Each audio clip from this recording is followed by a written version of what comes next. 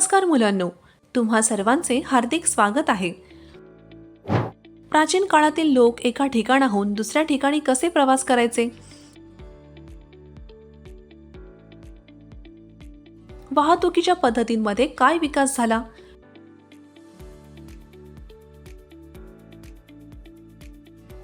लोकांनी प्रवास केलेले अंतर कसे मोजायचे?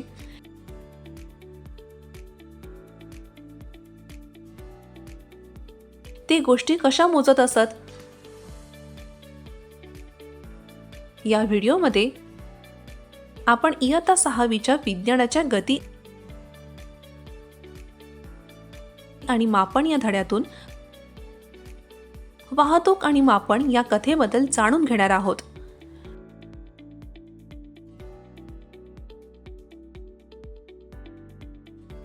शिकण्याचे परिणाम. या सत्राच्या शेवटी तुम्हाला हे समजेल.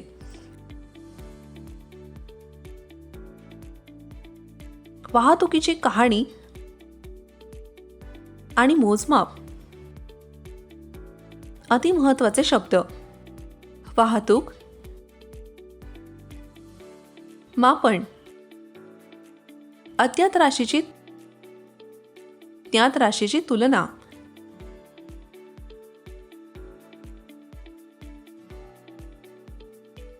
अंतर, कोणत्याही दोन बिंदूंमधील मार्गाची पूर्ण लांबी,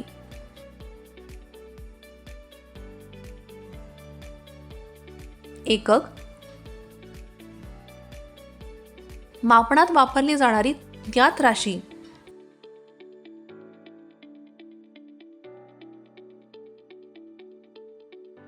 एकवीत, अंगठ्याच्या टोकापासून करंगळीच्या टोकापर्यंत पसरलेले अंतर,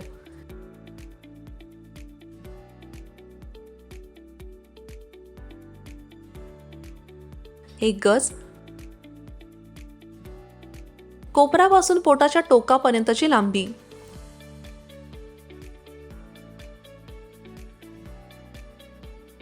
एक पाऊल,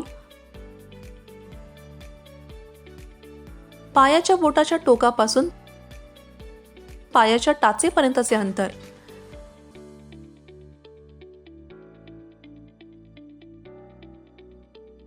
सत्र सुरू करण्यापूर्वी या सत्राच्या संकल्पना नकाशा पाहूया.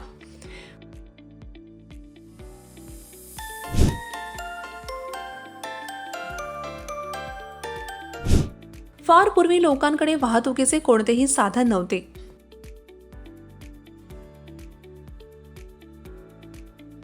ते फक्त पायी चालत जायचे आणि पाठीवर सामान वाहून नेणे असे.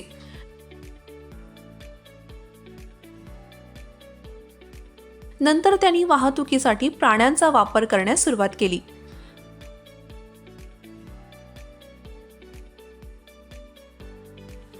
पाण्यातून वाहतुकीसाठी प्राचीन काळापासून होड्या वापरल्या जात होत्या.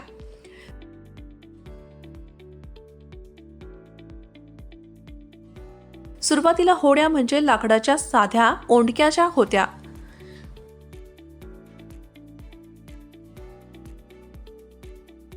ज्यामध्ये पोकळी रिकामा खोलगट भाग बनवता येत असे. नंतर लोक लाकडाचे वेगवेगळे तुकडे, फळ्या एकत्र करून होड्यांना आकार देण्यास शिकले.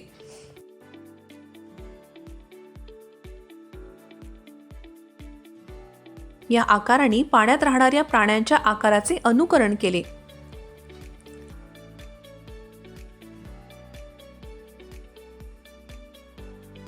चाकाच्या शोधामुळे वाहतुकीच्या पद्धतीमध्ये मोठा बदल झाला.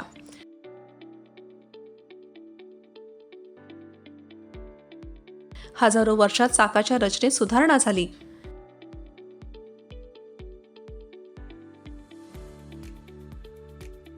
चाकावर चालणाऱ्या गाड्या ओढण्यासाठी प्राण्यांचा वापर केला जात असे.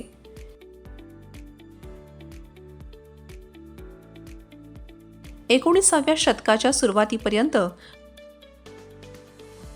लोक अजूनही प्राण्यांवर, होड्या आणि जहाजांवर एका ठिकाणाहून दुसऱ्या ठिकाणी जाण्यासाठी अवलंबून होते. वाफेच्या इंजिनच्या शोधामुळे वाहतुकीच्या नवीन साधनांचा विकास झाला.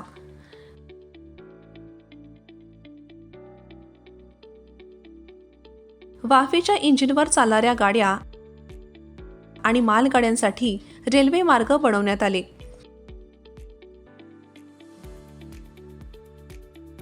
नंतर मोटरकार, ट्रक आणि बस यांसारख्या मोटरगाड्या आल्या.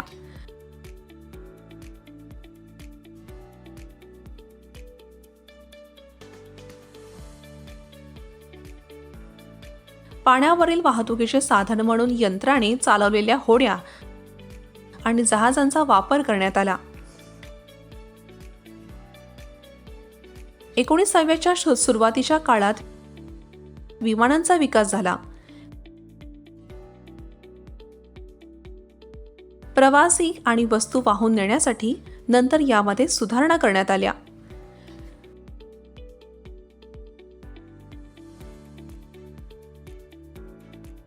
विजेवर चालणारी आगगाडी, एका रुळावरून धावणारी आगगाडी, ध्वनीपेक्षा अतिवेगाने जाणारी विमाने आणि अंतराळयान हे या 20व्या शतकातील काही योगदान आहेत.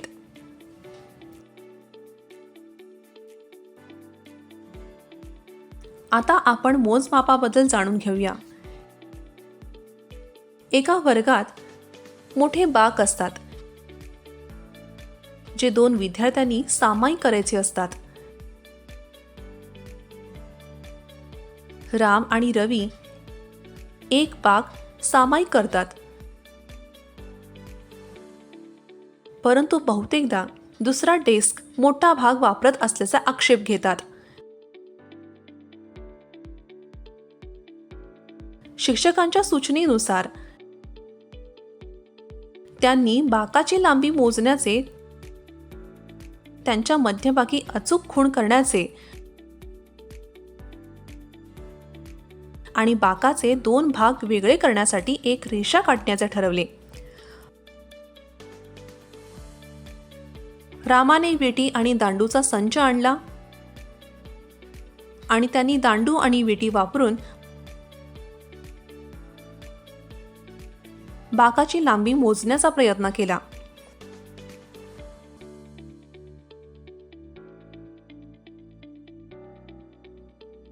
बाकाची लांबी 2 दांडूच्या लांबी इतकी व विटीच्या 2 लांबी इतकी असल्याचे दिसते.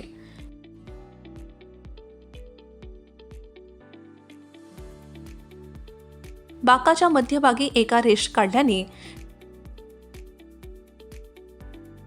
ते प्रत्येकी एक दांडू व एक विटी लांबीने झालेल्या अर्ध्या भागात आनंदाने राहतात.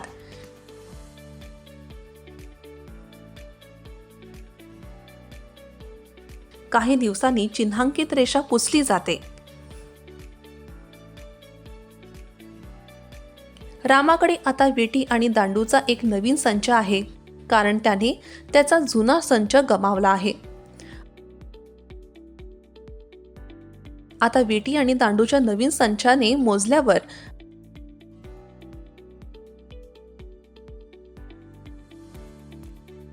बाकाची लांबी सुमारे 2 दांडू लांबीची दिसते.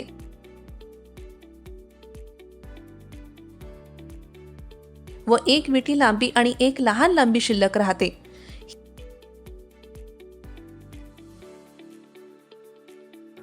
ही एका विटी लांबीपेक्षा कमी आहे.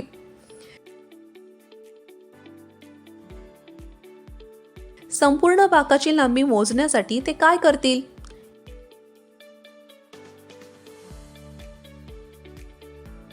ते एक लहान दोरी घेऊन त्यावर 2 बिंदू चिन्हांकित करू शकतील.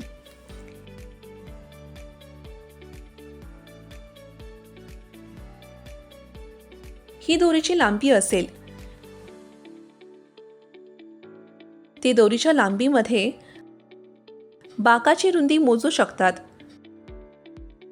दोरीच्या लांबीपेक्षा कमी अंतर मोजण्यासाठी ते दोरी कशी वापरू शकतात?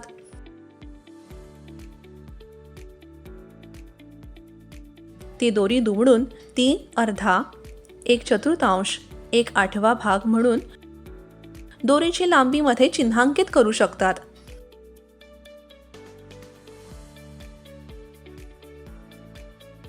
आता कदाचित राम आणि रवी दोरी वापरून बाकाची अचूक लांबी मोजू शकतील.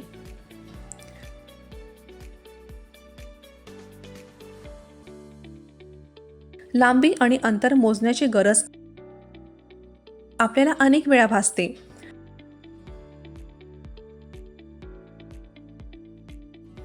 अशा प्रमाणित तराजू बनवण्यापूर्वी लोक मोजण्याचे अनेक मार्ग वापरत होते.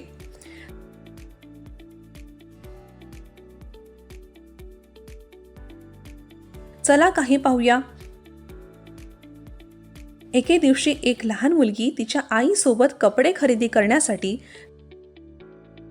कपड्यांच्या दुकानात गेली. कापड व्यापाऱ्याने कापडाची लांबी मोजण्याच्या धातूच्या पट्टीचा वापर केला.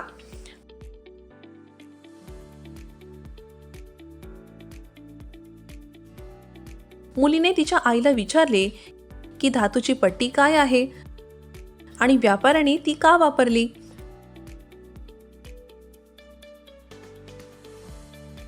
आईने तिला सांगितले की धातूची पट्टी म्हणजे 1 मीटर पट्टी होती जी लांबी मोजण्यासाठी वापरली जात असे. नंतर दोघेही फुलांच्या बाजारात गेले आणि त्यांनी जाईच्या फुलांचा गजरा खरेदी केला.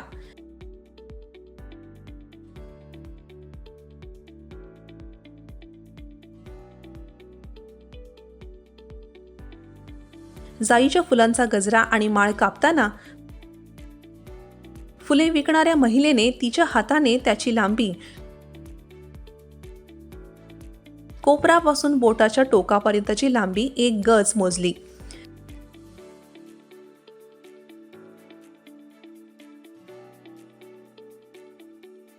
त्या महिलेने जाईच्या फुलांच्या गजऱ्याची लांबी 1 गज अंतराने का मोजली. मोजमाप म्हणजे अज्ञात राशीची काही ज्ञात राशीची तुलना करणे.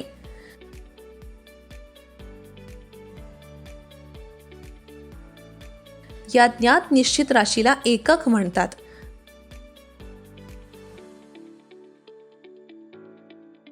मोजमापाचा निकाल 2 भागांमध्ये व्यक्त केला जातो. एक भाग म्हणजे संख्या, दुसरा भाग म्हणजे मोजमापाचे एकक. उदाहरणार्थ, जर फुलाची लांबी 12 गज लांबीची आढळली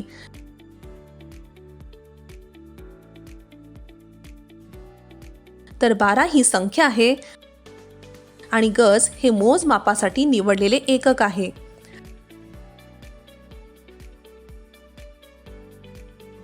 लांबी मोजण्यासाठी चला एक कृती करूया. तुमच्या हाताच्या वितीचा वापर करून टेबलाच्या एका बाजूची लांबी मोजा.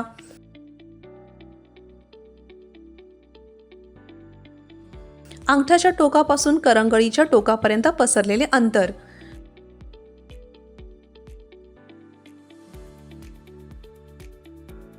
तुमच्या वर्गमित्रांनाही तेच करायला सांगा. हाताच्या वितीच्या संख्येनुसार टेबलाची लांबी नोंदवा.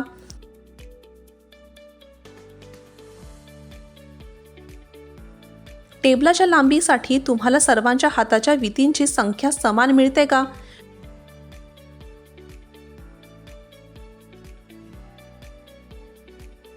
तुम्ही समान टेबल मोजले तरी हाताच्या वितींच्या संख्येमध्ये फरक का आहे?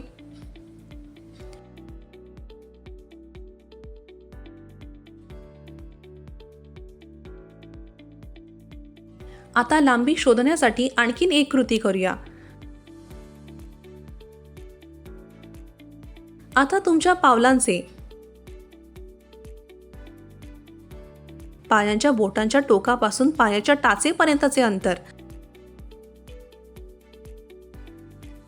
वापरून तुमच्या वर्गाची लांबी शोधा. पावलांच्या संख्येनुसार तुमचे निरीक्षण प्रविष्ट नोंद करा.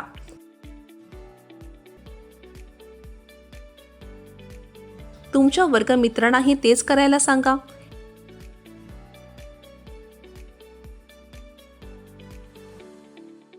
वेगवेगळे विद्यार्थी वर्गाची लांबी मोजतात तेव्हा पावलांची संख्या सारखीच असते का?